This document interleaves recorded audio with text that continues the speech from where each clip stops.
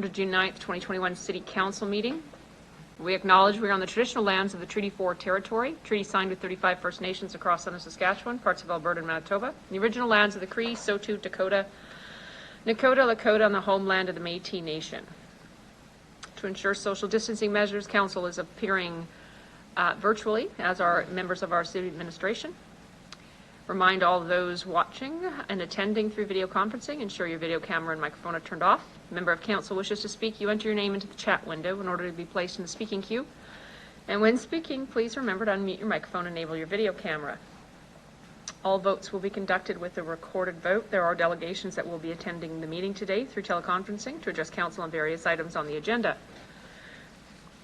Just prior to getting started, I just wanted to say a couple things. On behalf of Regina City Council, I would like to extend our deepest condolences to the Afzaal family and the City of London, Ontario.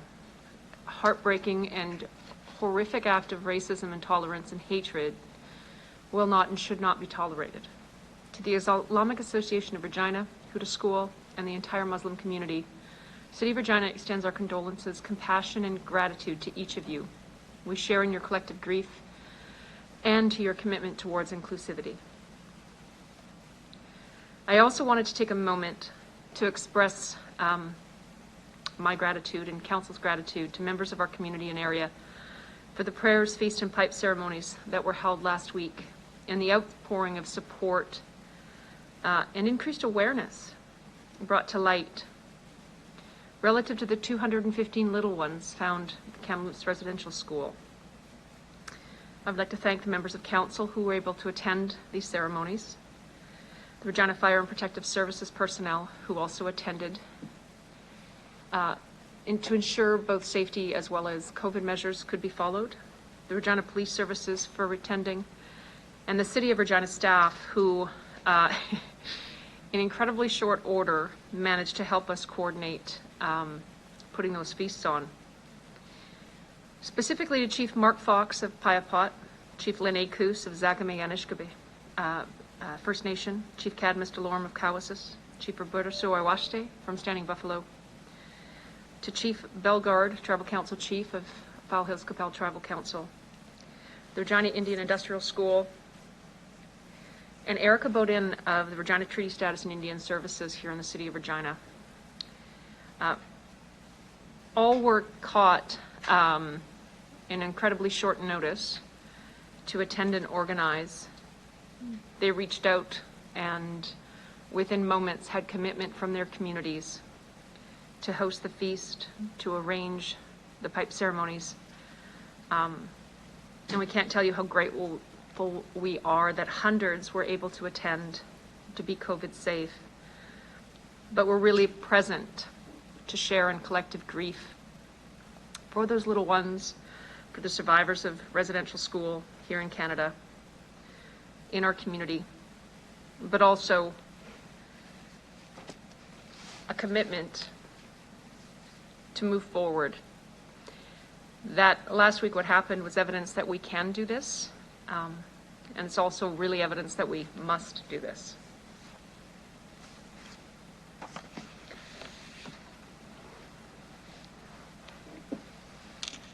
I'll now move into the formal meeting section. Can I have someone move a motion to approve the agenda at the call of the chair? So moved, Statnichuk. Thank you, Councillor Statnichuk. Could I have a seconder? Hawkins. Thank you, Councillor Hawkins. Any opposed? Carried. Can I have someone move a motion to approve the meeting minutes from City Council held on May 26, 2021? Councillor Shaw. Councillor Shaw, a seconder from Councillor Zakidniak. Any errors or omissions? Seeing none, I'll call the question. Any opposed? Carried. We'll now consider the bylaws that require a public hearing, and I will turn it over to Deputy Mayor Stevens. Thank you, Madam Chair. I move, seconded by Councillor LeBlanc, that bylaw 2021-46 be introduced and read a first time. Mr. Clerk, could I ask that you speak? Thank you, Mayor. In accordance with the requirements under the Cities Act, this bylaw required a public notice and a public hearing in accordance with the stipulations and conditions under the ongoing pandemic. We required any interested parties to register with our office should they wish to address council on this bylaw. Your worship, there were none. Thank you, Mr. Clerk. Any opposed? Carried. Councillor Stevens, could you please do a second reading? I move, seconded by Councillor Shaw, that bylaw 2021-46 be read a second time. Thank you. Does any member of council have any questions? Hearing none. Any opposed? Carried. Councillor Stevens, can you please do the third reading of the bylaw? I move, seconded by Councillor Zakidniak, that council hereby consents to bylaw 2021-46 going to a third reading at this meeting. Thank you. Any opposed? Carried. I'll ask that you please do the final reading. I move, seconded by Councillor Mancinelli, that bylaw 2021-46 be read a third time. Any opposed? Hearing none? Carried.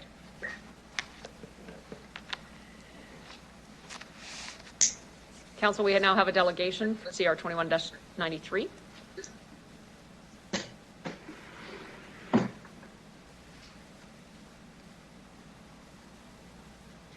Thank you. I'd like to call upon delegation William Nair from Nair and Associates. Please introduce yourself for the record, the organization you're representing, and where you're calling from. You'll have 5 minutes to address City Council, after which you'll have the opportunity to respond to any questions that members of Council may have from you. Good afternoon, Mr. Nair.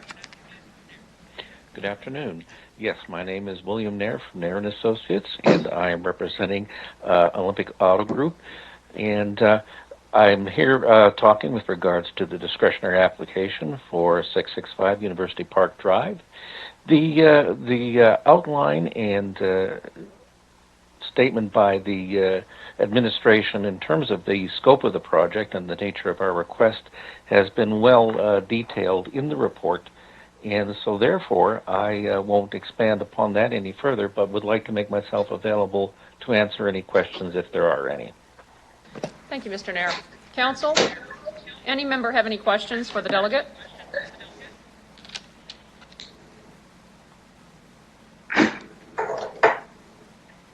Seeing none. Mr. Nair, thank you. Mayor. Oh, apologies. Sorry, I do. I was just having trouble with my chat. This is Councillor Zakidniak. Councillor Zakidniak, please go ahead with your question for the delegate. Thank you.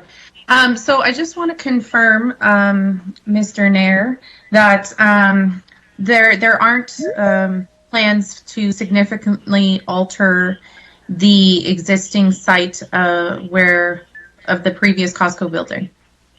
I saw that noted in the report. So if you could just speak to that, please. Yes, that is correct. The intent by the owners of the building is really not to make any modifications to the exterior of the building or to the layout of the existing site. So pretty much as it stands is how it will read, other than new signage on the building and some modifications within the interior. But beyond that, there will be no other modifications. Great, thank you. Thank you, Councillor Zakidniak. Councillor Findura. Thank you, Mayor Masters. Thank you, Mr. Nair, to present again at the Planning Commission. Two questions from the Commission were asked about the access agreement with your neighboring business in the area. I mean, I know it's in here, but I'd just like to expand on it. No difficulties you foresee going to the future with any kind of entering into the parking lot with the neighboring businesses? Mayor Masters? Yes, there is no foreseen issues that may arise from that. The intent is to really continue the operations of the site in terms of access to the surrounding properties to be exactly the same. So no plans for any new boundaries or any other thing that would impede access through to any of the other properties around. So it would function pretty much as the Costco property did prior. Okay, Mayor Master, just one more. question was asked at the Planning Commission about, as we know now, the vacant property has been there for quite a while, and then individuals and, residents are driving through the Regina area, cut through the parking lot right now. When the dealership is developed, the concern was raised that cutting through from University Park Drive to Starlight might cause some issues when you have your sales individuals, customers walking from the building into the parking lot. How do you foresee if there's any issues to control that? Mayor Masters? Yes, through that, we are looking at a number of things. There are some physical deterrents that are currently in place, which are some rumble strips that will probably maybe be expanded upon. There will also be a more prominent signage and marking of the area to indicate that there, in fact, may be pedestrian traffic going back and forth, and also to control the speed once upon the property. So there are a number of things that are contemplated that will be put in place to make sure that everyone is kept safe. Great. Thank you very much for answering those questions. Thank you very much, Mayor Masters. Thank you, Councillor Findora. I don't see any other questions from council for you, Mr. Nair. I'll thank you very much for your presentation this afternoon and making yourself available to us, and ask that you please leave the meeting now. Thank you very much for the opportunity. We'll now consider item CR 21-93, discretionary use, 665 University Park Drive. Councillor Findora, can I ask that you please introduce the report? Thank you, Mayor Masters. I'll bring you CR 2193, which is discretionary use for 665 University Park Drive. That City Council approved the discretionary use application for the proposed development for retail trade motor vehicle light at 665 University Park Drive. Mayor Master, can I get a seconder? Council? Skidniak. Thank you, Councillor Skidniak. Thank you, Mayor Masters. As we heard, Mr. Nair addressed the commission, answered some questions. There was a nice light debate about the dealership being in a location. There was not too much of a problem from the Planning Commission. The applicant proposes to redevelop the former Costco site to a dealership. The property is zoned mixed large market zone now, in which retail trade motor vehicle is a discretionary use. Applicant proposes to develop the property to allow for dealership to be on this place here. So administration evaluated the proposed land use and finds it to be suitable for redevelopment. And again, the Planning Commission voted unanimously. Commission seeks concurrence. Thank you. Thank you, Councillor Findora.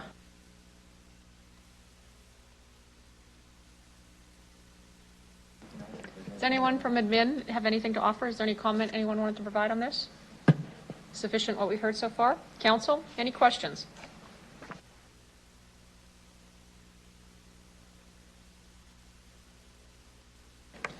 Seeing none, Mr. Clerk, I'll ask you to call the vote.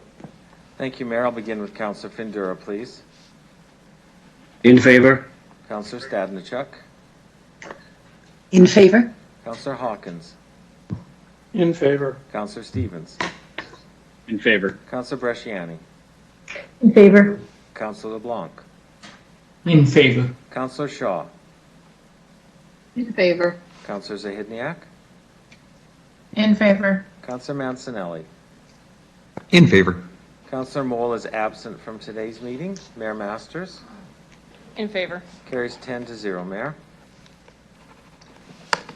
Thank you. Council, we have another delegation on CR 21-94 next.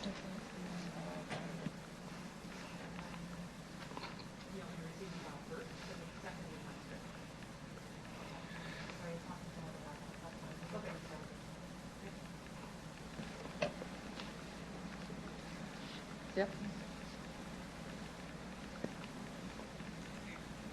I'd like to call upon Delegation Stu Niebergall from Regina Region Home Builders Association. Please introduce yourself for the record, the organization you're representing, and where you're calling from. You'll have 5 minutes to address City Council, after which you'll have the opportunity to respond to any questions that members of Council may have for you. Good afternoon, Mr. Niebergall.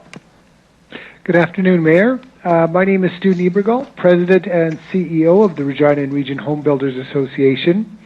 We support the City of Regina Administration's recommendation that the Zoning Bylaw 2019 be amended to delegate approving authority of discretionary use applications to the Development Officer under criteria described in the recommendation. Discretionary use applications that are non-controversial with minimal community impact or positive community impact are currently burdened with additional unnecessary cost and uncertainty in the current process. The additional time and resources required by applicants, city administration, and the City Planning Commission to get applications in front of City Council is unnecessary. It is inevitable rescues the time available for handling more complex applications and is a potential deterrent to investment in our city.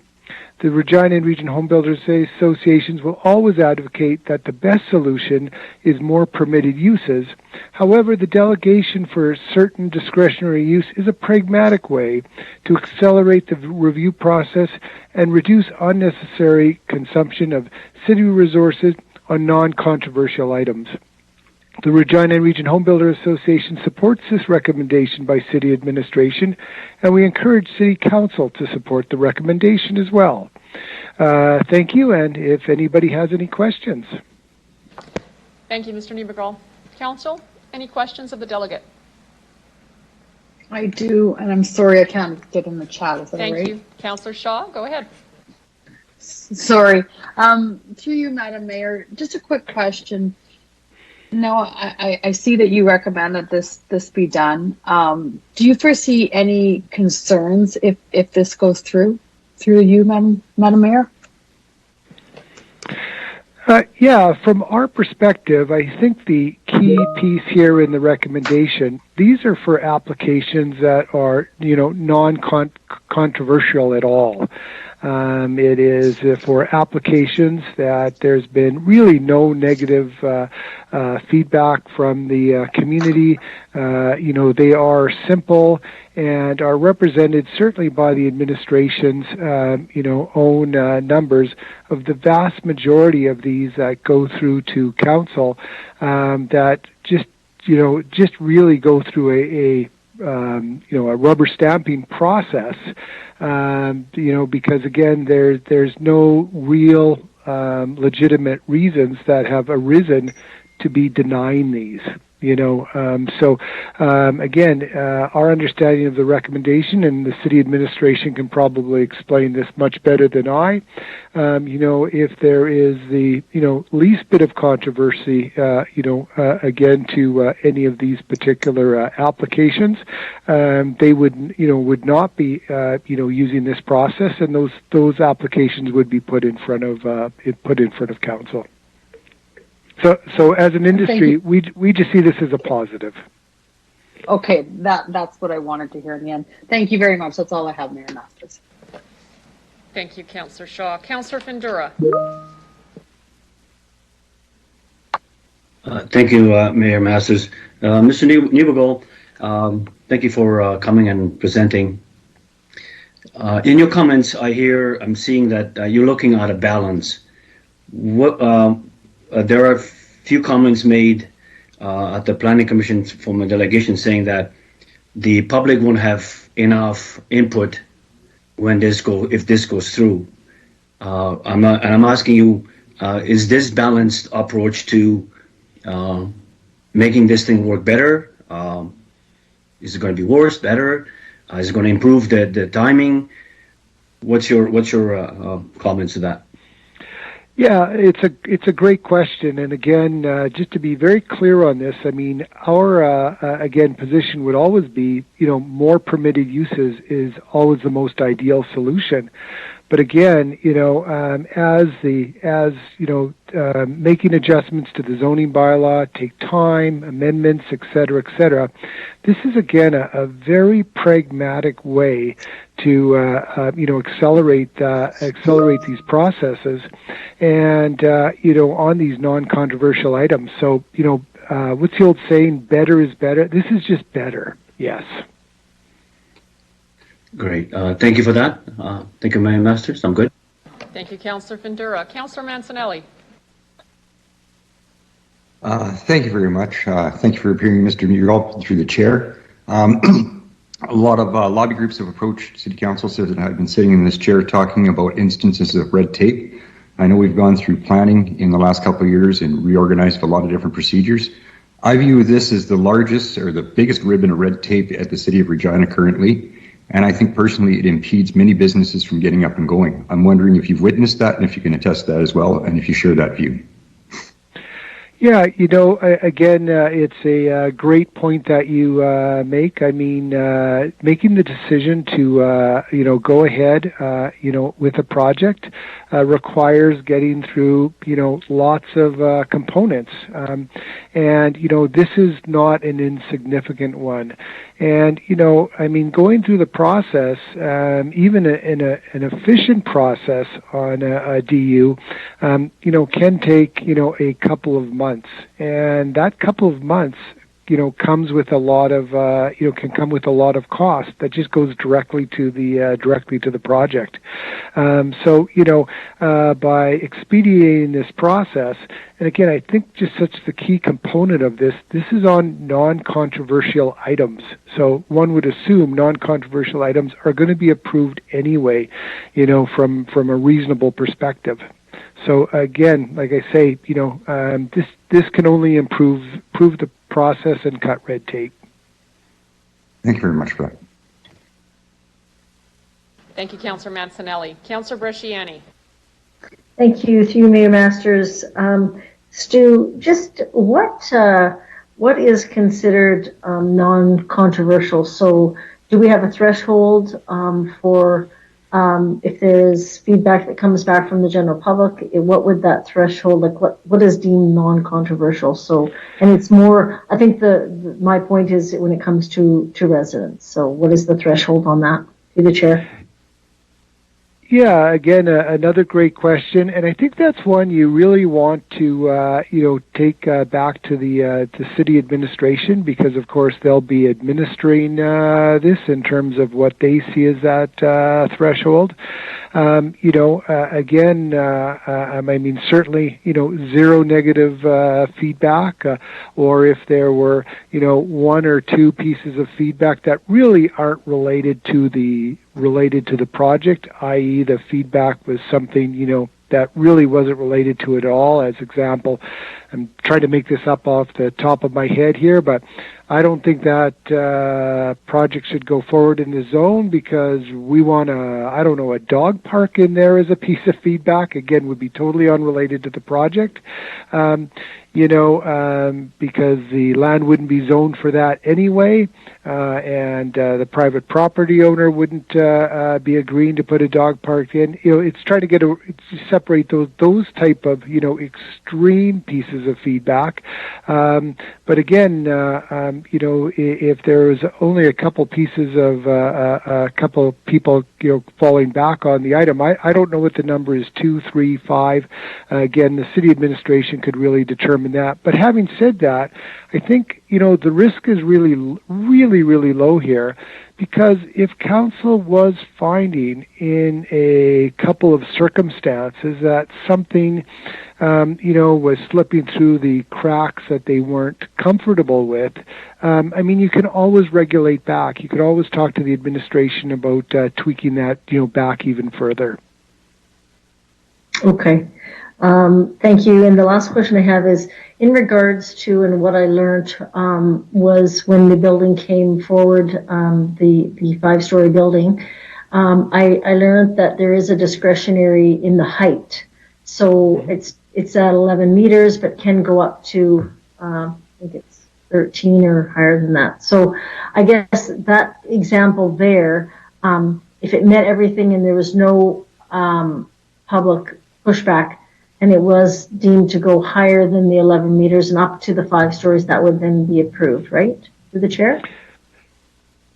Yeah, that would be our understanding. But again, that might be a better question to ask the administration how they would have handled that. But I think that is actually a good example of an item that probably would have been impossible to get through without it getting to council, because there was no way that project wasn't going to have some controversy to it.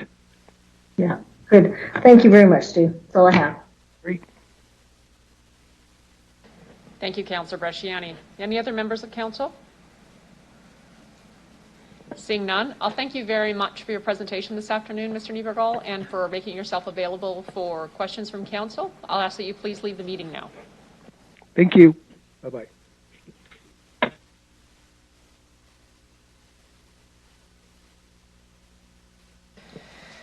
We have a communication on item CR 21-94, discretionary use,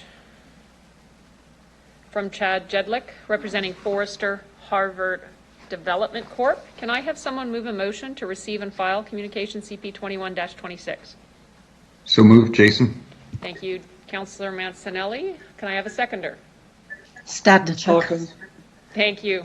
I will call the question. Any opposed? Carried. We'll now consider CR 21-94 zoning bylaw amendments, delegation of discretionary use authority to development officer. Councillor Fundura, could I ask that you please introduce the report? Yes, thank you, Mayor Masters. I move, I'll bring you CR 2194, zoning bylaw amendment, delegation of discretionary use authority to development officer. The City Council amends zoning bylaw 2019 to delegate approving authority of the discretionary use application to the development officer. Mayor Master, can I get a seconder? Stevens? Jason. Councillor Shaw. Thank you, Councillor Stevens. Thank you. Mayor Masters, Mr. Jamali had addressed the commission. At the Planning Commission, there were questions and comments made, and the questions were about balance, about communication. And one question was asked, would the RPC still know about some of these non-controversial applications that come in? So that was one thing was asked. But before I go further, I believe, Mayor Masters, there was an amendment to the Appendix B, I believe. Everyone received the change to the Appendix B2, I believe, the correct one? Thank you, Councillor Fundura. One moment, please. I'm just checking with the clerk.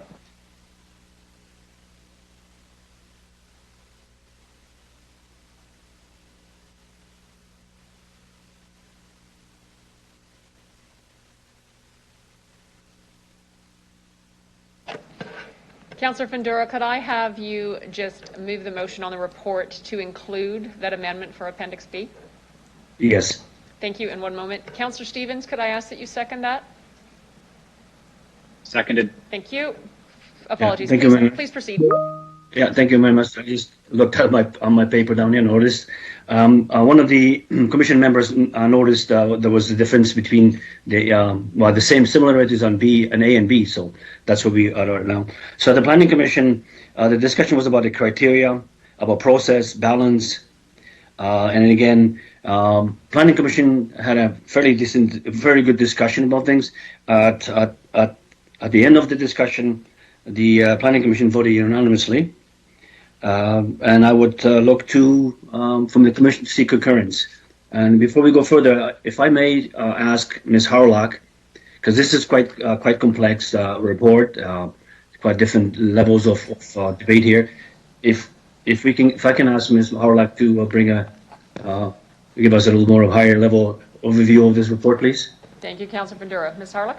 Thank you, Mayor Masters. So this report is in response to the resolution of Council from June of 2019, that administrative report to Council regarding this delegating of discretionary use authority to the development officer. So at the time, the delegation of discretionary authority means that City Council would designate the development officer, the executive director of City Planning and Community Development, as the authority to approve or deny discretionary use applications. Currently, Council considers all discretionary use applications. So when the new zoning bylaw was originally drafted, with this proposed delegated authority, was in it, and that's why we have those different thresholds. When City Council directed administration to remove this provision from the zoning bylaw and to report back on the matter separately following the adoption of the new zoning bylaw. So that's why we're here today. Of key concern to the last council was how to determine the criteria upon which applications would be considered by council, different from what we would do with the development officer. So in response, administration has analyzed discretionary use applications over the past 3 years, and I've identified a strong correlation of applications that generate 5 or more comments in opposition with those that are located within or immediately adjacent to an established residential neighborhood and propose to increase the intensity or is likely to generate impacts beyond the site boundaries that are inconsistent with the current character of the neighborhood. So of 9 of 11 applications that received 5 or more comments in opposition to the proposal met this criteria.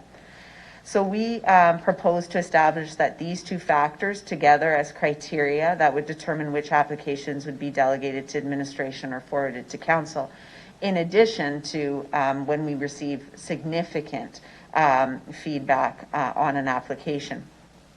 And that would always be forwarded on to RPC and to council for consideration. So using these criteria, administration estimates that approximately 80% of all discretionary use applications could be considered by the development officer. But it would be at the discretion, and we'd always err on the side of caution. I can tell you that. I've actually had this, just for an anecdote, in 2 of the other municipalities I worked in. We had this process and in place, and it was always, we would always err on the side of caution by moving things to council if there was any questions. So applications delegated to the administration are estimated to be processed within 7 weeks, as opposed to the now approximate 14 weeks, requiring City Council's consideration. So as Mr. Niebergel had indicated, it would significantly save time for administration, the applicant, the Planning Commission, and City Council. So this would result in a reduction in agenda items by about 20 to 24 reports per year. This is supported by the OC policies with respect to fostering economic vitality and competitiveness by minimizing regulatory boundaries and realizing the plan by changing regulations, which represent barriers to achieving these goals. Part of it, as a good example, would be this last application you just dealt with that had no opposition. It was circulated. Everybody had a chance to comment. There was no opposition. So that would be a good example of what we would approve. No opposition, pretty straightforward, clear cut. The one that Councillor Bresciani was referring to, that isn't clear cut. There was a lot of opposition. There was lots of concerns. It was intensifying the use within the area. It was in an established residential area. So that application would definitely come to RPC and council. So those are just 2 examples that illustrate the differences in how we would apply the policy to be able to move this forward. At the RPC, there was concerns about how we would report back on this. In this case, councillors of the area always get notified of the applications when they're in process. That's part of our process. That would continue. And then we would put into place a system where we would notify the councillors after, or council, and we'd post the results on the website, or we could provide a quarterly or monthly report to council and to the RPC. That was one of the things that RPC wanted, was perhaps just a notice of the applications that went through the development officer, and that's something that we can easily accommodate. In this case, it doesn't take away, there was some concerns that it takes away from the public input process. In no way does it change that public input process. There's still the circulation, there's still the notifications, all of those things remain the same.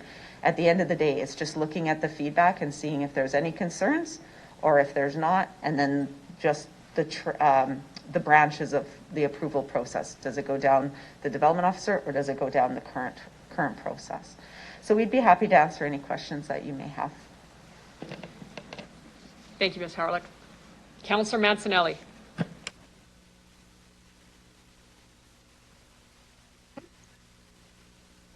Thank you, thank you, Mayor Masters. Thanks for the report. Watched this for quite some time. I'm very happy to see it come finally. Through the chair, have you tracked the concurrence in your recommendations, even without all of the criteria you just defined? Through you, Mayor Masters.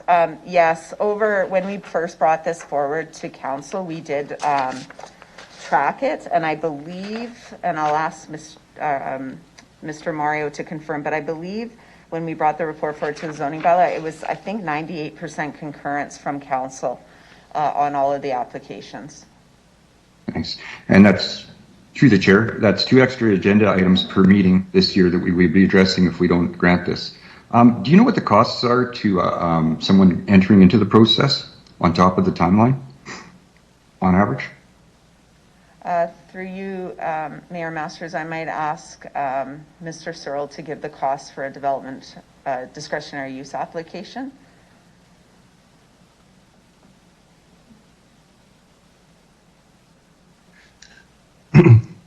Through you, Mayor Masters, I believe the cost is in the range of about $2,500 to $3,000. I will just maybe ask Mr. Mario to confirm the accuracy of that number.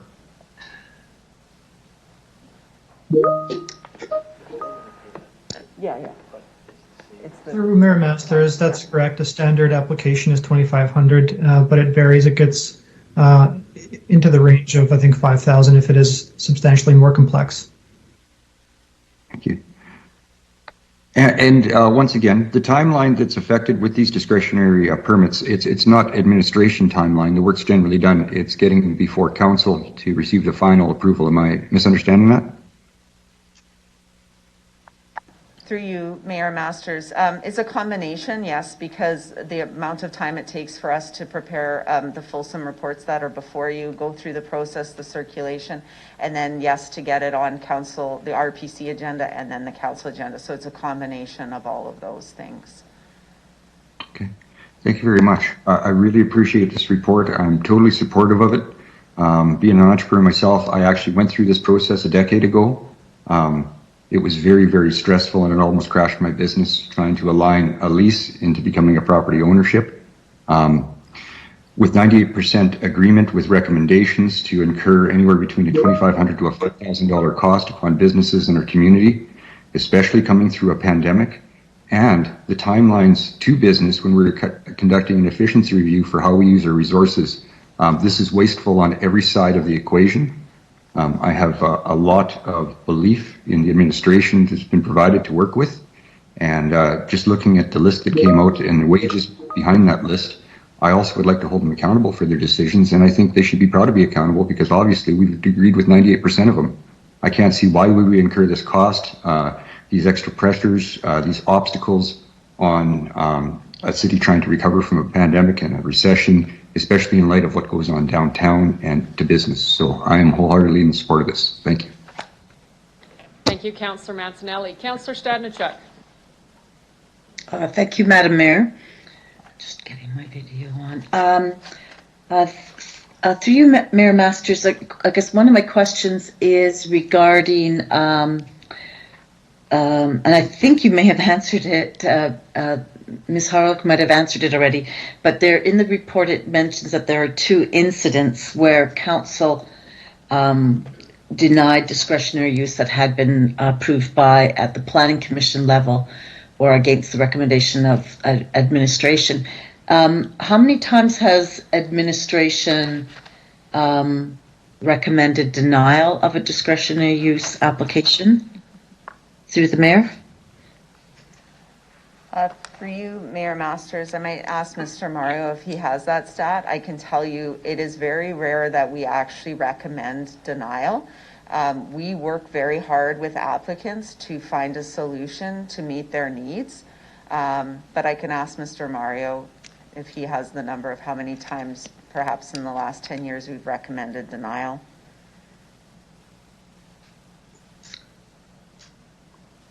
Through Mayor Masters, I don't have the exact number, but I can certainly concur that it is very low. We typically go through a process where we can resolve any concerns that may arise before we can formalize our recommendation. So it's really only at the stage that we would reach an impasse of some sort with the applicant that we would recommend denial. Okay, thank you for that. My last question is just if an area has already been zoned for a particular kind of development, but there's been nothing has happened for several years on that in that area, and there is a discretionary use. So it would seem like everything would line up. Would that be considered? I'm just sort of wondering how that would be dealt with, because I am aware of an area that's been zoned for multi-residential, but nothing has happened there for a while, and there may be a lot of public opposition. So if the community association would be informed, the councillor would be informed, there'd be public notice. I just wanted to be clear of what that process would be, so that there'd be an opportunity for public input on a discretionary use application through the mayor. Through you, Mayor Masters. So the process will not change. I really need to emphasize that. So everything stays the same. We'll post the property, we'll circulate to the community association, 75 meters, all of that stays exactly the same. And so in that case, if there is opposition, we'll get it, we'll hear it, and then it'll go down the process of RPC and council. Okay. But if there's no concerns brought forward or those sorts of things, but if it is of an intensity, we might put it down that road because of the impacts it would have. Then we would bring it down that road instead of approving it ourselves. All right. Okay. Thank you very much. No more questions. Thank you, Councillor Stadnichuk. Councillor Bresciani. Thank you, Madam Mayor. Ms. Harlick has answered a few of the questions that I did have, but she did indicate if there was significant feedback. How does that threshold and what does that look like in this policy then? Is there going to be a number or how would that be identified? The Chair.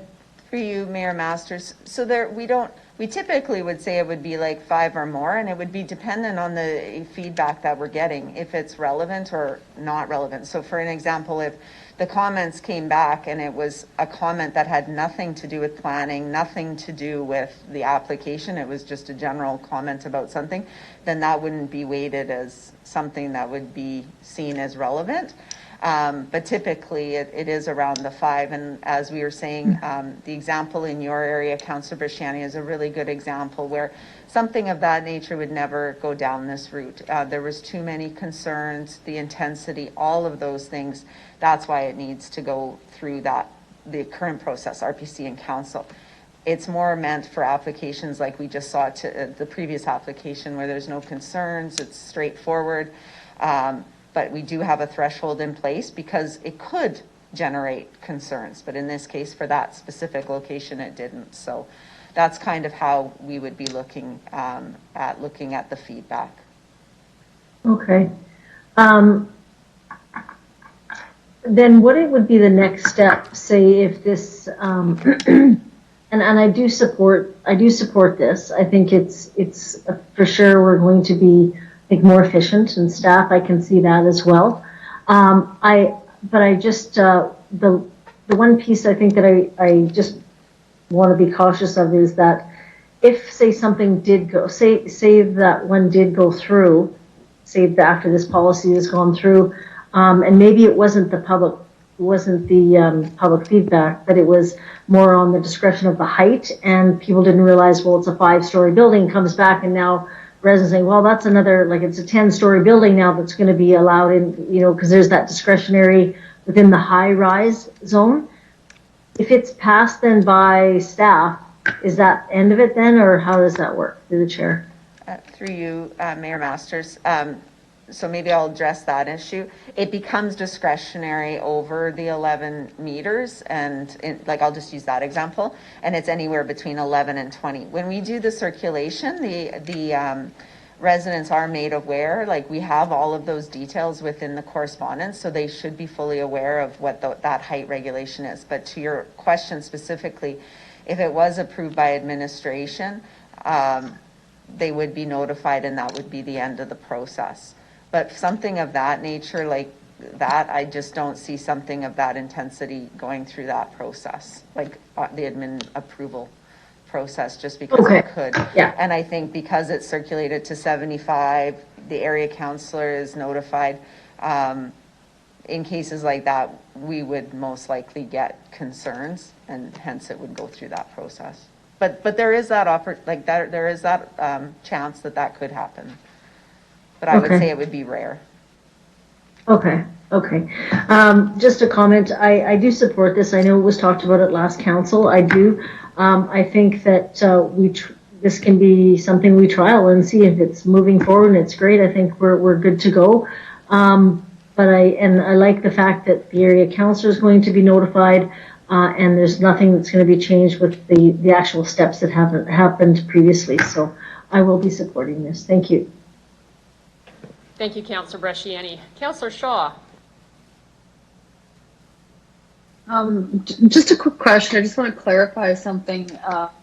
Diane, probably you can answer this. Through you, Madam Mayor. Now, Councillor Nelson-Ellie was talking about the application process, $25,000 to $5,000.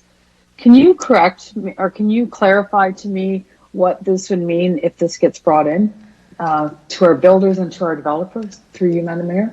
Through you, Mayor Masters. So the pricing or the costs of a development application are not changing. We have set up, it's a cost recovery. And actually we have not changed our fees for permitting since 2010. So there is going to be a report coming forward about the cost, because we haven't changed our costs over those years, because it still takes that amount of staff time to process. It doesn't, what it's going to do is be able to speed up the process for applicants, but the process for us is the same for processing the application, other than taking out the report. Okay, thank you. I just wanted to clarify that. I'm going to be in support of this, obviously. I think this is, I can't believe it's taken this long to get to, but I'm pretty proud that we'll be the councillors that are going to make this happen. We heard from our builders, we've heard from our developers, and we've heard from our city administration staff, all supporting this. And I think it'll mean some hands will be finally not tied to certain procedures. And it's great. We trust you as administration staff to do your job. And this is just another reason why we should support this. So thank you. That's all I have. Thank you, Councillor Shaw. Councillor Zakidniak. Thank you. So I just wanted to clarify something in relation to density. So it was mentioned that if a discretionary use application would increase density, that would be a potential flag, unless I got that wrong, for additional consideration by council. So you can correct me if I'm wrong about that, but I'm also wondering, what about the converse? If an application comes forward that proposes to decrease density, would that also be a flag? Through the chair, please. Through you, Mayor Masters. So that is correct. So on page 8 of the report, we talk about the approval criteria, and we talk about the application if it relates to a location within 30 meters of an established residential neighborhood or residentially zoned property, excluding vacant or undeveloped land, and proposes to increase in intensity. So intensity of use, that could be density or commercial or those sorts of things. So it would generate an impact beyond. Those would be some of the criteria that would trigger it to come down this path of RPC and council. When it's looking at lowering the intensity, as long as it's within the thresholds of the zoning of that area, then it would, depending on the feedback, it would go through the process with the same evaluation. Okay, so as a follow-up, what would happen then if it was looking to decrease density outside of the thresholds of that area? So through you, Mayor Masters, if it's looking at changing something that's not within that zone's permissions, then that would trigger rezoning, which would then have to come, rezonings have to come to council. That's legislation. Okay. Okay, thanks. I also support this. And I know that there were some concerns brought forward about whether this will reduce the public's opportunity to provide input. I appreciate the clarification through administration that that process will remain the same. So if folks are feeling like our processes don't allow for adequate input, that's a separate issue, because the amount of input that folks they will have the same opportunity to provide input through the process. And through my experience, limited so far, since December with Regina Planning Commission, even when folks are providing commentary as part of the application process, I've seen little to none of those folks actually show up at council. So they will still have the same opportunity to provide their input, and I see it having very minimal, if any, impact on the public consultation process as well. Thank you. Thank you, Councillor Zakidniak. Councillor Stevens. Great, thank you. Support the recommendation. I'm committed to this idea that council's time is better spent dealing with high-level policies related to the zoning bylaw, intensification, infill, concept plans, and hopefully someday architectural guidelines. I just want confirmation, when you notify the area councillor, that notification will also include any comments that have been submitted by the public but did not spark a move to bring this to council. Is that correct? Through you, Mayor Masters, that's something that we can definitely do, because we'll be posting, we notify the councillor of the application when it's when it's received and we circulate. This would be notification, and we haven't worked out those details of whether or not it's a specific letter to the area council, or if it would be a general one, just post it and then we can notify you, council. So we'll work out that process, but if that's something of desire to have those comments, we can definitely do that. Thank you. As a matter of public record, I think it's important then we don't get into a situation where residents claim that there was some pushback and we can see the record of it. So I would encourage administration to do that. Another question about how you interpret some comments. For instance, how do you work with outright NIMBYism? And would you classify some of that concern as needing council's approval to go ahead? So for instance, whenever we talk about intensification, multi-unit dwellings, etc., often we get into this situation where people have explicitly said they don't want renters in their community. They don't want certain kinds of people in their community. And you could perhaps say there's some legitimacy in terms of, how it's changing a neighborhood, but it's NIMBY. Would that trigger administration to bring this to council just because a whole bunch of people in the community don't want a certain form of housing or a certain type of individual or demographic living there? Through you, Mayor Masters, if there's significant concerns and a number of people that bring that forward, it would trigger us to bring it forward, because there's enough concerns, whether it be classified as NIMBYism, valid, whichever. I think at that point, then it does trigger us to have to bring it forward to a more public debate in front of council. Okay, thank you. But you still do have discretion to interpret some of that feedback as you will. For instance, like if, as Stu mentioned, if someone's like, no, I would rather have a dog park in this area, let's say 100 people say they'd rather have a dog park than a house, is that sufficient, or is that deemed completely irrelevant to the application? So through you, Mayor Masters, again, we would look at the comments and the number of comments that come in. It is important that we look at that, and that's why when we bring in the reports to you, we would say the relevance of it.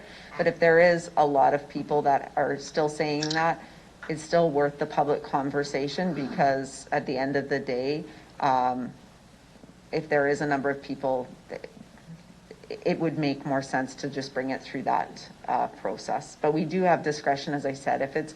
If it's under 5 comments and the majority of them are not relevant, then we would have that discussion. But like I said, with this process to work, and appreciate the comments from councillors about trust, as we said, this is a privilege to have this opportunity, and we don't want to be in a position where we break the public's or council's trust. So we'll err on the side of caution, especially as we start going through this. And then as the zoning bylaw is refined, permitted uses and discretionary, it's a balance. And so there is going to be another conversation about the number of permitted uses, and we'll always be bringing amendments forward. But to me, it's an iterative process with council and building that trust.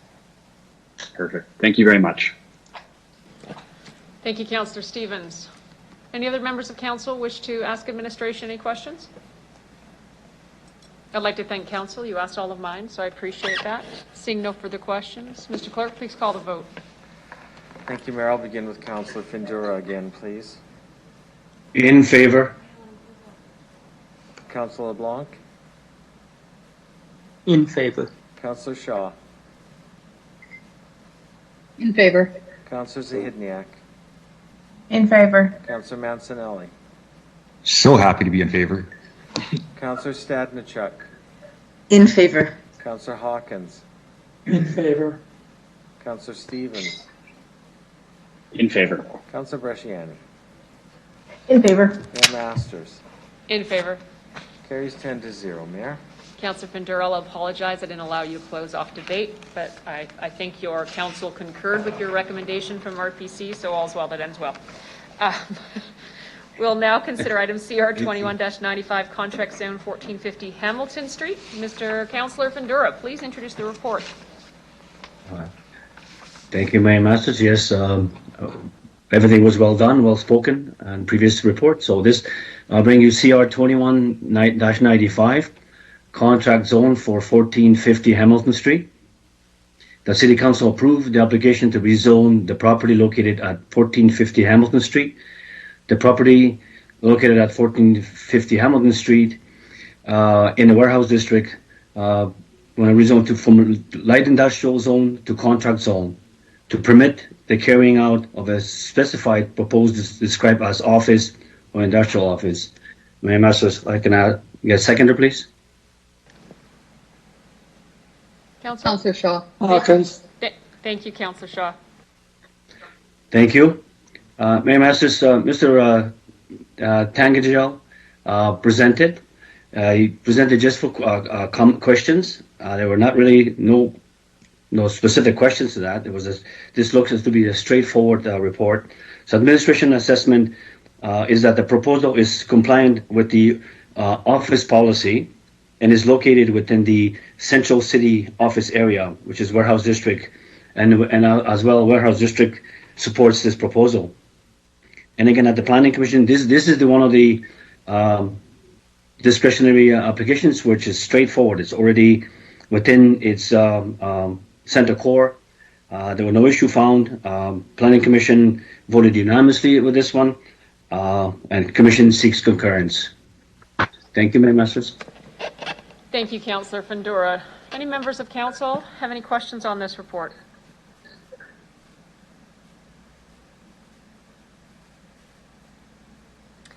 Seeing none. Mr. Clerk, please call the vote. Thank you. I'll begin again with Councillor Findura, please. In favor. Councillor Mancinelli. In favor. Councillor Zahidniak. In favor. Councillor Shaw.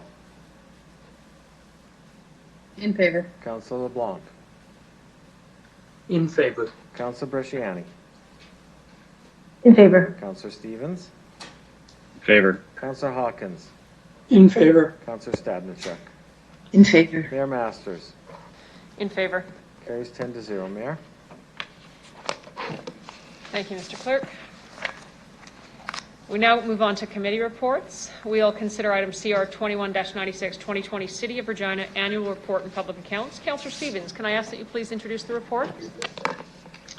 Thank you, Madam Chair. Can I get a seconder, please? Hawkins. Thank you. So we've had an opportunity to review this report on several occasions.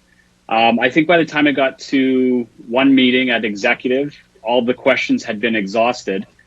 But it's worth mentioning that the public accounts, along with the annual budget, is one of the most important documents that we review. It shows the highlights of what administration and the city have accomplished in the last year, in addition to how we've spent money, who benefited from procurement, salaries, etc. I think, unfortunately, a lot of the interesting material is lost on the preoccupation with earnings, which are important. So I'd like to ask administration if they could comment on some of the highlights from the public accounts, namely, what have we accomplished in the last year? What are some benchmarks that have been reached? And what are some targets that you have set for yourself but didn't accomplish? And what are the plans for subsequent years? So specifically, there's some discussion here about the landfill to gas project, citizen engagement, reconciliation, community well-being, trees and the environment. Perhaps a high-level overview of what you think are some of the major accomplishments and where we should be focusing in the future. So thank you, Mayor Masters. I'll start, and then I'll have a couple other members of the executive team make comment. I do want to thank Councillor Stevens for highlighting the importance of the annual report and the public accounts. Clearly, they are, the follow-up to the budget, which council approves on an annual basis. It summarizes how we invest the taxes that we receive, and it also highlights, obviously, where those expenditures are made. So I'm going to ask Ms. Schultz, our Director of Financial Services, who's filling in for Mr. Lacey, to provide some overview in terms of the financial pieces.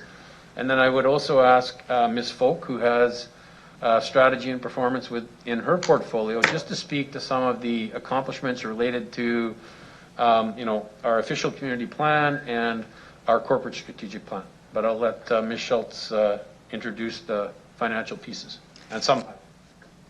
Thank you, Mr. Holden, and thank you, Councillor Stevens, for raising this. Through you, Mayor Masters, the report before Council today is seeking approval of the City of Regina's draft 2020 annual report, which includes the consolidated annual financial statements and the 2020 public accounts. These reports are consolidated, which means they include the results of our entities, which are the Regina Public Library, Economic Development Regina Inc., Regina Downtown Business Improvement District, Regina's Warehouse Business Improvement District, Regina Exhibition Association Limited, and the Buffalo Pound Water Treatment Corporation. The annual report, included as Appendix A, is the bookend of our annual budget. The budget describes the plan for the year, and the annual report provides an overview of the financial and the non-financial results and accomplishments. The public accounts, included as Appendix C, disclose additional financial information in accordance with provincial legislation and regulations. The documents provide information on the nature of payments made to organizations or individuals totaling $50,000 or more in 4 different sections: City Council remuneration and expenses, grants, or what we commonly refer to as community investments, employee remuneration and expenses. Both documents are required under the Cities Act and provide public accountability. The City of Regina also produces an annual report highlight document included as Appendix B to this report. This 2-page document provides a high-level summary of the financial and non-financial information of the 2020 results. The annual report includes a detailed introduction section to familiarize the readers with the city's strategic planning framework and our financial and non-financial accomplishments in 2020. I'd like to take a moment to highlight a few of these items. On a consolidated basis, the annual surplus is $82.7 million. The City of Regina's general fund operating surplus is $2.3 million, or 0.5% from budget, when calculated in a way that is consistent with the 2020 budget. The City and our consolidated entities took immediate action at the beginning of the COVID-19 pandemic to ensure that we were able to manage the financial impact of the pandemic in a fiscally responsible manner. This action allowed us to establish the new COVID-19 Recovery Reserve and to manage to continue to cover one-time costs through the economic recovery period. We were also able to support the community with the establishment of the Regina Economic Recovery Grant and leverage our supply chain to procure cleaning supplies and personal protective equipment for local nonprofit organizations. We achieved several rewards and recognitions in 2020, and these included being voted #1 by the Canadian Home Builders Association for our building permit approval process. We've been recognized as the tree capital of the world, one of 15 cities in Canada and only 120 cities globally with this distinction. The Assessment and Property Revenue Services Department was recertified in excellence in assessment administration, one of 3 Canadian municipalities with this distinction. The Regina Fire and Protective Services is one of 8 Canadian fire departments to receive international accreditation. The annual report also highlights several technology innovations, process improvements, and efficiencies achieved in 2020. Another achievement that I am personally very proud of is that each year, the Council-approved annual report is submitted to the Government Financial Officers Association. Last year, our 2019 annual report received the Canadian Award of Excellence in Financial Reporting. This was our 28th consecutive year of receiving this award. The annual report also includes information on the progress of the official community plan and the city's 4-year strategic plan. We continue to work throughout the organization to set leading indicators to ensure we are making progress towards these plans. In May of 2021, the city's AAA credit rating from S&P Global was reconfirmed, acknowledging the strong financial management practices we have in place. The city is a very large organization with a number of lines of businesses that touch our residents every day. Delivering these services and achieving the results described in the annual report are a direct result of the hard work and dedication of the approximately 2,800 city employees. They are the reason we can achieve these results.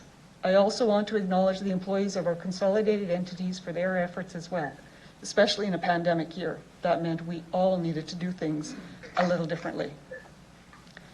In closing, the city received a clean audit opinion of the financial statements from our auditor and MNP. This means the financial statements present fairly, in all material respects, the consolidated financial position of the City of Regina as of December 31st, 2020. The auditor will finalize and sign off on the audit opinion with council approvals of the annual report today. Thank you. Thank you, Ms. Schultz. Thank you, Mr. Holden. Members of council, do you have any questions for administration?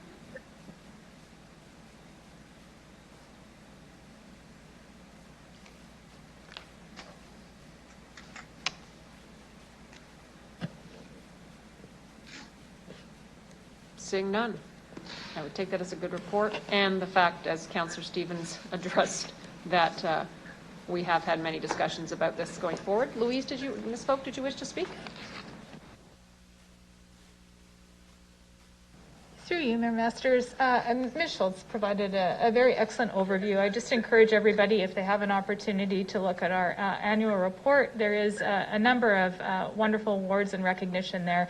And I also want to point out that we are focused on continuous improvement, and that remains a continual priority for us, and we strive to continue to improve how we're not only operating but advancing the good work we're doing in the community. And I would be remiss if I didn't add that much of what was accomplished this year was accomplished as we were also responding to COVID.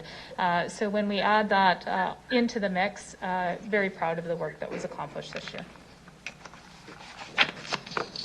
Thank you. Seeing no questions from council, Mr. Clerk, please call the vote. Thank you, Mayor. I'll begin with Councillor Stevens, please. In support. Councillor Bresciani. In favor. Councillor Findura. In favor. Councillor LeBlanc. In favor. Councillor Shaw. In favor. Councillor Zahidniak. In favor. Councillor Mancinelli. In favor. Councillor Stadnichuk. In favor. Councillor Hawkins. In favor. Mayor Masters. In favor. Carries 10-0, Mayor. Thank you. We'll now consider item CR 21-97, the cannabis update. Councillor Stevens, can I ask that you introduce the report? Thank you. Can I get a seconder, please? Stadnichuk. Thank you. So my first question to administration is simply, can you please provide us with a high-level overview of the report, which is an update? And secondly, can you tell us what the next steps are? So I understand that there will be some acknowledgement that we're seeing a further liberalization of the cannabis industry at the provincial level. That will then come to the municipality to reconsider our zoning bylaws. So what might be in store for the industry and for the community when that report comes forward?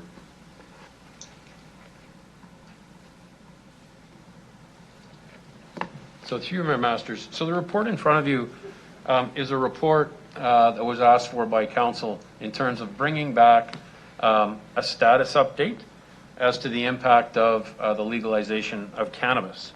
And just to note, we do have Officer Linskog online as well from the Regina Police Service, so if council has any questions in that regard, I'm sure he'd be able to provide information.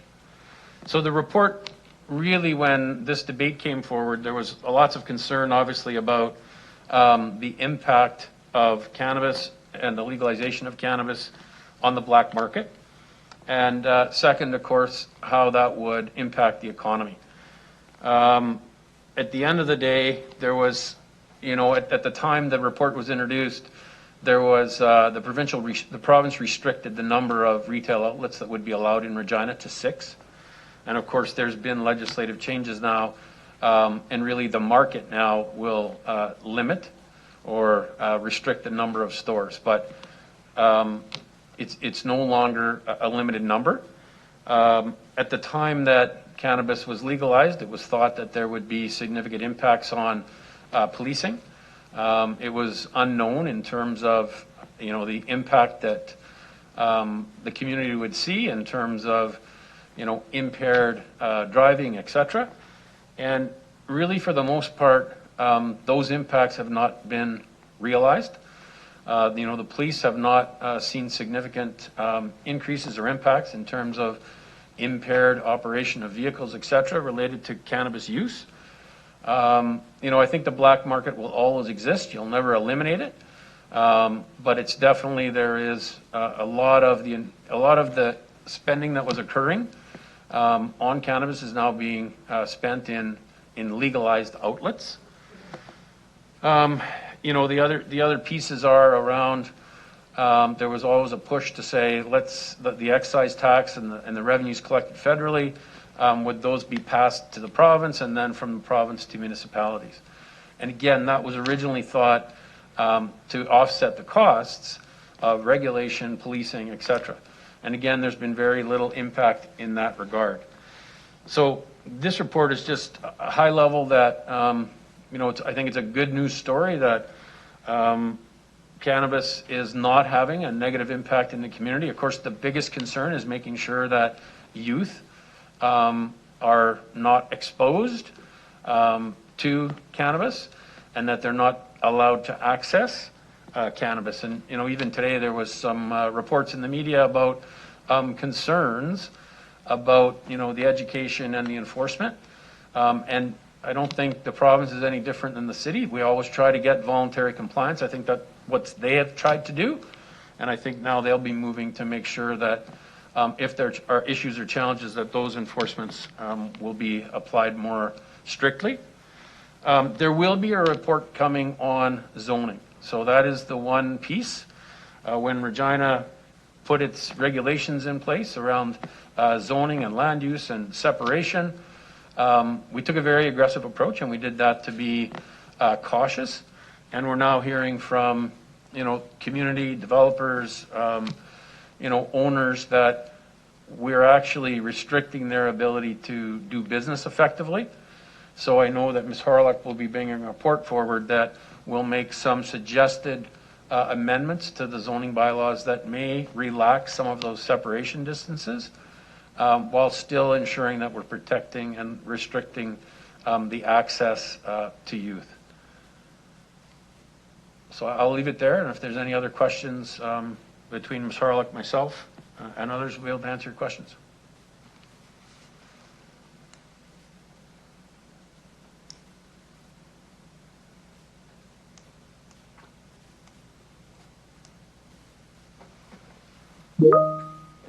Councillor Bresciani?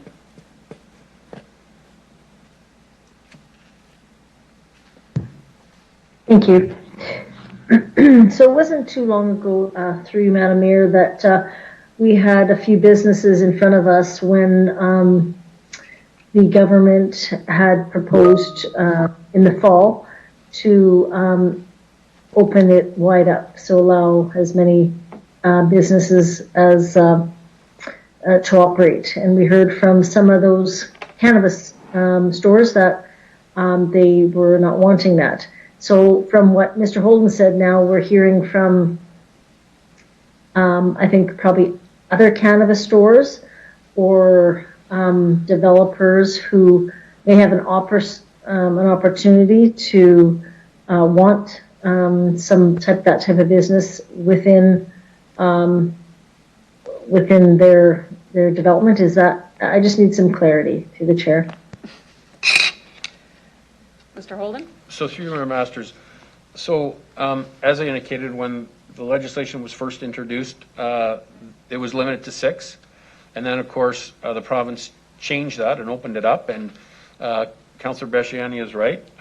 We then had to change our bylaws. And there were a few people that came forward and said, you know, they didn't want to see that change. At the end of the day, there are now 11 licensed stores in Regina. And there are 14 applications now, development permits that have been approved by the city and are awaiting final approval by SLGA. So what's happening is we have property owners that own, standalone locations or strip malls, and some of the restrictions that we have in around separation distances are creating a challenge in terms of them being able to locate operations. So it just creates a bit of a challenge in terms of our restrictions are a little more aggressive than some other municipalities. So for example, Saskatoon, Winnipeg, Calgary. So I think our business owners and some of our property owners are just, consulting and saying, is there an opportunity to put a change in front of council? And that's the work that Diana and her team will be doing in terms of doing some engagement and bringing a report forward. I don't know if Ms. Harlock, you want to comment further in that regard?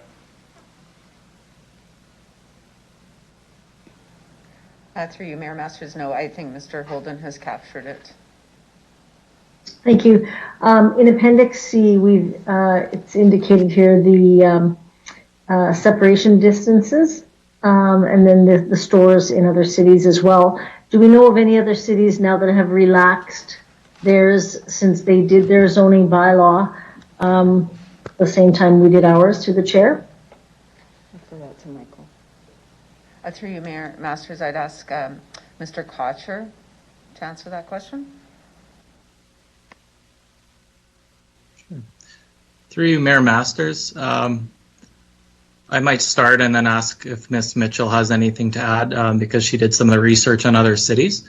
The one municipality that we stay in close touch with is the city of Saskatoon.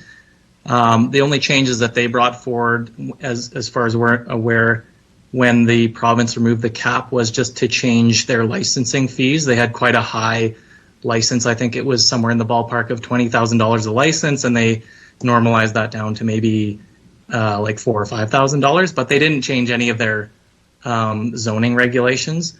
But theirs were also not as restrictive as the city of Regina's. One thing that's unique to Regina is how we have a reciprocal buffer. So most cities that we looked at will have some sort of separation distance. If you're proposing or opening a store, that you have to be at least a certain distance from land uses that council has identified as sensitive, like parks or schools, daycare centers.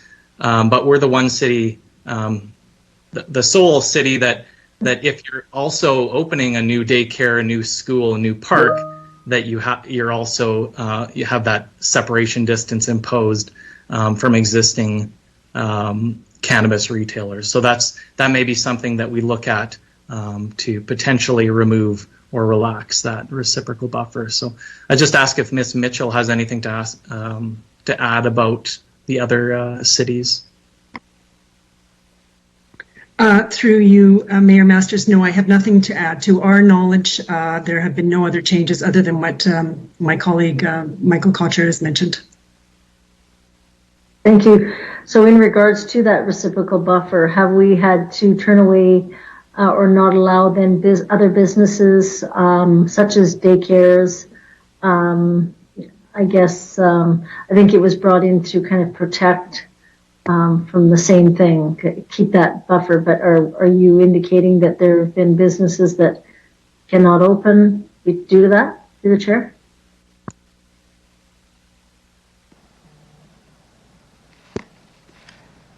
Through you, Mayor Masters, I'd ask Mr. Kocher to provide comment. Through you, Mayor Masters. We haven't had any formal applications, and we can't speak to the specifics because it's not public information, but I am aware of 2 or 3 applications where a tenant fell through because they were too close to a cannabis retailer. So we've had a couple of potential daycare centers in the past few months that were too close. They were aware that we are bringing forward changes, so I think they're encouraged to hear about that. But yeah, as far as we know, there's been a few that have had to walk away because of that reciprocal buffer.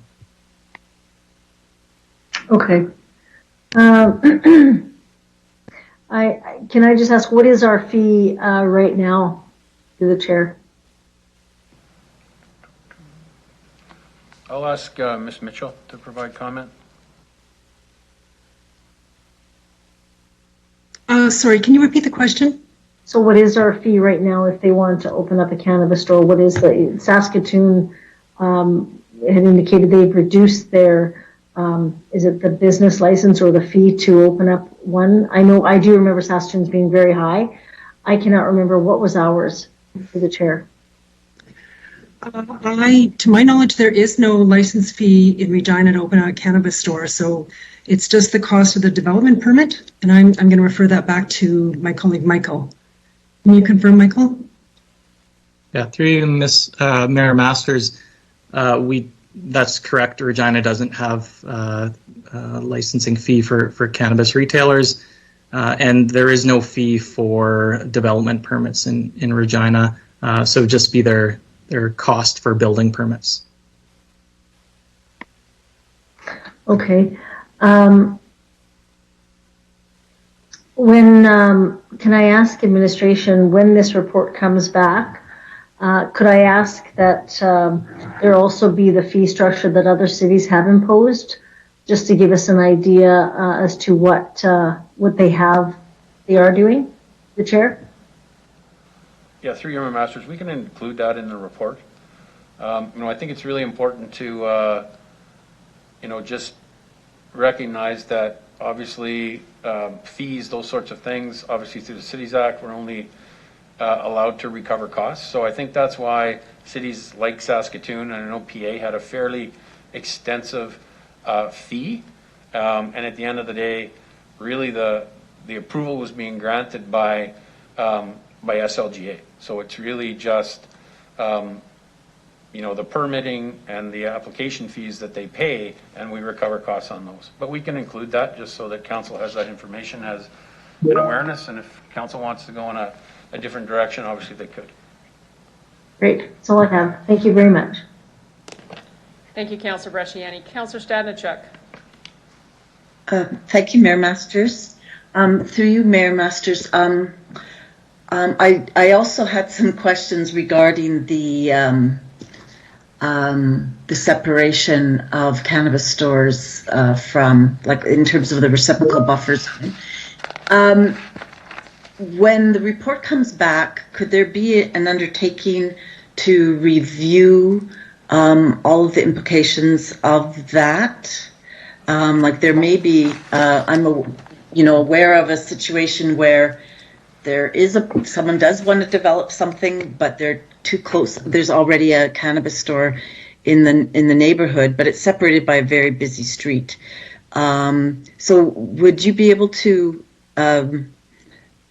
will that be an undertaking in terms of looking at the reciprocal buffer zone and what the impact of that is, especially about future developments? Thank you, Councillor Stanachuk. Ms. Harlock? Through you, Mayor Masters, that's definitely going to be part of the analysis that we'll be bringing back. As an example, currently, the other thing we'll be looking at is in Regina, liquor stores and other general retail stores can operate in 13 zones, but cannabis operations are at less than half of those types of zones. So that's the kind of analysis that we'll be bringing forward and those impacts. Okay, thank you very much. Another question, and I'm not sure if I understand the province was the one who did the determined how many stores could be, and it was a lottery in terms of who got those stores. So there are some stores that might have a bit of a monopoly in the market. If somebody else wanted to get into it, what is the licensing process like? Do they have to apply through the province in order to get that license? I'm just sort of wondering if there's how many more stores would be able to get into the market if people were interested in doing that through the mayor. What is the licensing process, I guess, is the question. So through my masters, so it is a multi approval process. So the SLGA has to approve a cannabis retail outlet, and then of course they have to receive development approval from the city, and that's where we look at the separation distances, etc. So it really does become a limitation of the space, the separation distances where retail outlets can be located. So really the report that's going to come from Ms. Harlock, I think, is going to take a look at some of the reciprocal requirements, etc., and really try and bring a report that says we want Regina to be open for business. At the end of the day, you do have to follow the land use regulations the city has in place, and you have to follow the requirements of SLGA. And ultimately, I know that the importance and the priority for council was we want to protect youth. We want to protect people that we want not to be exposed to cannabis from being in close proximity or being exposed to retail outlets. So that I think will get addressed when the future report comes forward. Okay, thank you very much. No more questions. Thank you, Councillor Stanachuk. Thank you, Councillor Hawkins, for question asked and answered. Councillor Zakidniak. Thank you. I just have a question about the excise tax. I noticed in the report that the federal government retains 25% of the money and 75% is given to the provinces and territories who can pass it along to municipalities. The report mentions that Alberta, Ontario, and Quebec have started passing it along to local governments. So am I to take that to mean that the province of Saskatchewan has not yet done that for Saskatchewan municipalities? Through you, Member Masters, that's correct. So FCM, when cannabis was first announced to be legalized, they started a campaign to make sure that the feds passed along to the province, and the province would then pass along to municipalities. SUMA has been doing some positioning work with the province as well. So I think that's a discussion that is still occurring, but as of yet, the province has not passed along any of those taxes at this point. Is there anything, in your opinion, that we can do, Regina, that our city council can or should do to help give additional strength to that request? So through you, Masters, I think currently the City Mayor's Caucus, which Mayor Masters sits around that table, and the work through FCM, I think there's advocacy happening at that level to keep those discussions alive with the province. So, at this point, I think it's probably more appropriate to let those mechanisms continue to put this on the table. And then if it's not successful at that point, then it may make sense for, the municipalities that are associated with SUMA to get resolutions from their councils to strengthen that. But it is a topic of discussion around the mayor's caucus table. Okay.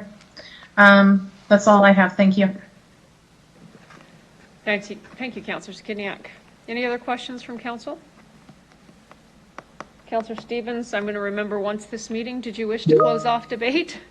I apologize. Councillor Mancinelli wants to go first, Councillor Stevens. So one moment. Councillor Mancinelli. I'm sorry if I missed it. I just wanted a clarification on when that next stage is coming back from administration. What the time frame is roughly. Through Mayor Masters, I believe it is Q3. Q3? Thank you. That's all I have. Thank you, Councillor Mancinelli. Thank you, Councillor Stevens. Mr. Clerk, please call the vote. Thank you, Mayor. I'll begin with Councillor Stevens, please. In favor. Councillor Mancinelli.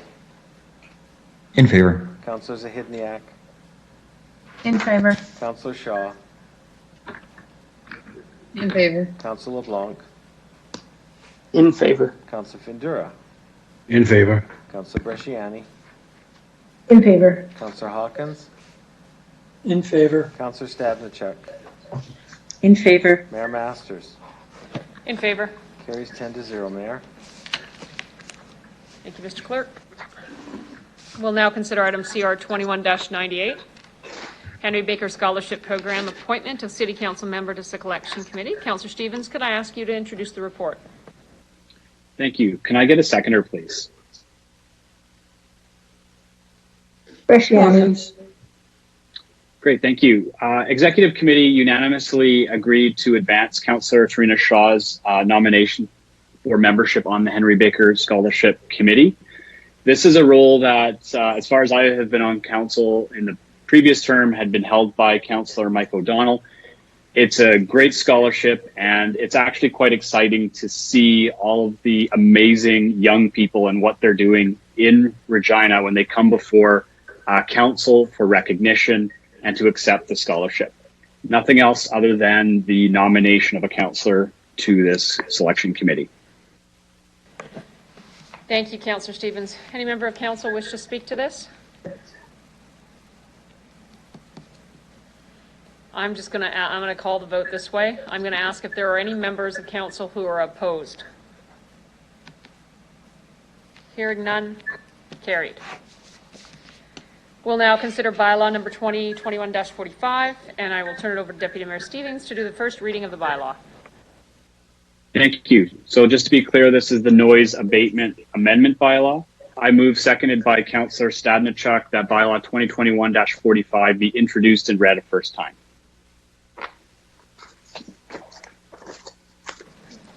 Any opposed? Carried. I move, seconded by Councillor Hawkins, that bylaw 2021-45 be read a second time. Does any member of council have any questions? Any opposed? Councillor Stevens, can you please do the third reading? I move, seconded by Councillor Bresciani, that council hereby consents to bylaw 2021-45 going to third reading at this meeting. Any opposed? Carried unanimously. Councillor Stevens, can you please do the final? I move, seconded by Councillor Findura, that bylaw 2021-45 be read a third time. Any opposed? Carried. Can I have a motion to adjourn the meeting? Hawkins. Findura. Thank you, Councillor Hawkins. Have a wonderful afternoon. You got more of it today than you have in many, many Wednesdays. Goodbye.